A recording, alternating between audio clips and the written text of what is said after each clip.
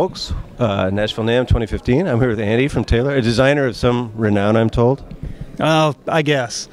He won't cop to it, but a lot of these things we're going to listen to are his babies, in a manner of speaking. And, well, let's talk about the one we're looking at right now. Andy, what is this?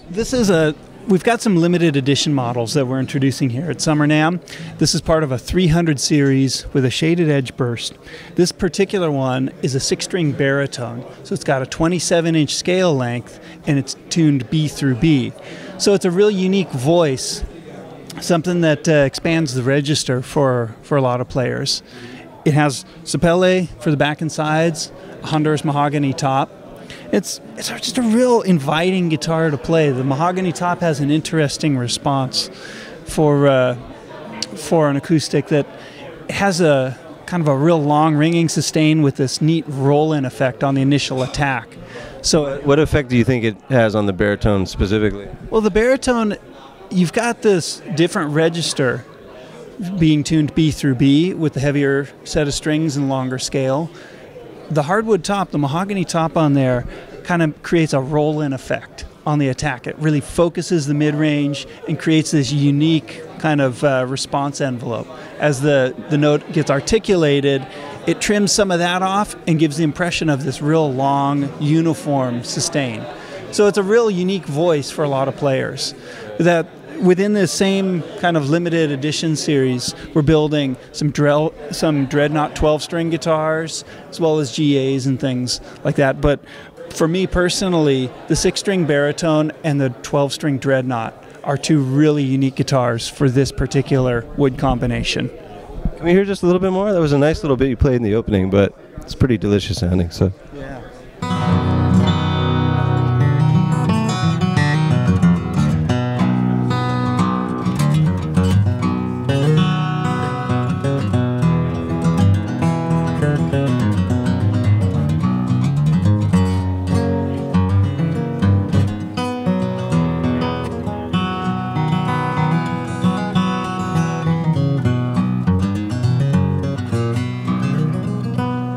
It feels really at home in the lower registers. There's nothing, it doesn't feel forced or like it's pushing too hard. It's a different kind of response overall because you're looking at similar string tension to what you got on a normal scale concert pitch guitar, but shifted down into a different register. It kind of opens up a new world, especially for ensemble playing when you might be accompanying other guitars or mandolins or things like that. This is a real unique voice to put into that mix.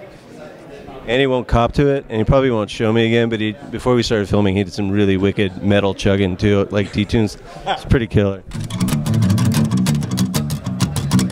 It'll go there. All right, man, well, show us some more of these new beauties then. All right, Andy, this is also a beautiful guitar, and this is one of our limited edition models that we've introduced. I'm really excited about this guitar. It's Tasmanian Blackheart Sassafras, which is a really... Will you say that one more time? It's Tasmanian Blackheart Sassafras. Okay, it's a pretty rare wood because the sassafras trees growing in Tasmania have a unique quality that makes them just a real first-rate tone wood. And once in a while, you'll find one that has what they call the Blackheart coloring. So every one of these particular guitars will be as unique as a fingerprint.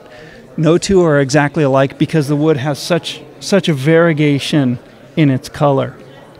It's a really remarkable tone wood. So we've combined it with Sitka, and using a Florentine cutaway it really improves the dexterity for the musician because your upper register accessibility is just off the chart. So it's a real unique guitar, for whether you're a fingerstyle player, a flat picker, a strummer, or really anything in between. But especially the player who wants that high-end accessibility, this is a really great guitar. How do Tasmanian Blackwood Sassafras and Sitka spruce go together in your mind sonically? The sassafras is an interesting wood to me. It's almost like an enigma because depending on how the musician approaches it, it reflects a lot of different playing styles very well. There are times when I hear it and it reminds me a little of mahogany with that kind of dry, clear response. And other times it reminds me of like a more rosewood-like response because it articulates that high-end overtone series quite well. So it's got this real nice shimmer quality on the top end. Let's check some out. Yeah.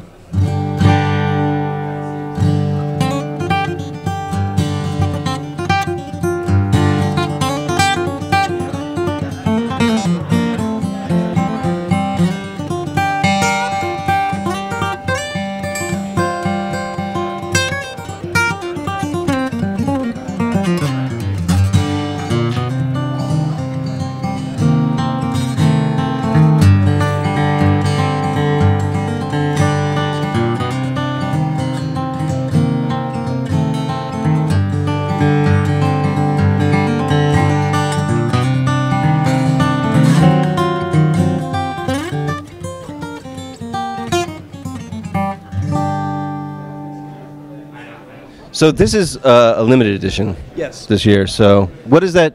We talk about the limiteds a lot when we come visit you, but what does that mean in terms of numbers or availability for people? And for us, what that means is I've come across a special supply of wood that I don't have enough to make it something to include it as part of our regular line, but it's beautiful music wood. So I want to make a neat guitar out of it. So in this case, I've got this guitar that I designed that works really well with these 3 different flavors of woods. So I'm building the same guitar with the Tasmanian blackheart sassafras with a rare stash of curly mahogany as well as quilted sapele for the back and sides. Each of those 3 designs have a slightly different personality based on the ingredients, the wood that has been included as the back and sides. So there's a similar overall response, yet kind of seasoned in 3 different directions.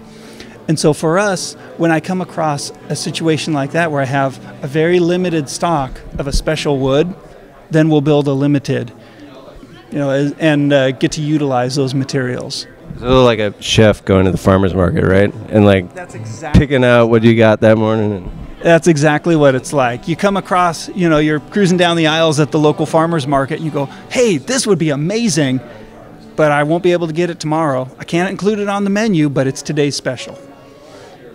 So this month's special. No, this year's special. Tasmanian blackwood blackheart sassafras. As well as curly mahogany and quilted sapele. Sassafras especially. Well, Andy, hey. It's a pleasure, as always. How are the waves this year, by the way? Last week or 2, it's been pretty small. I won't lie. It's been pretty small. Here's for big stuff next time. And signing off from Nashville, Tennessee, Summer NAMM 2015.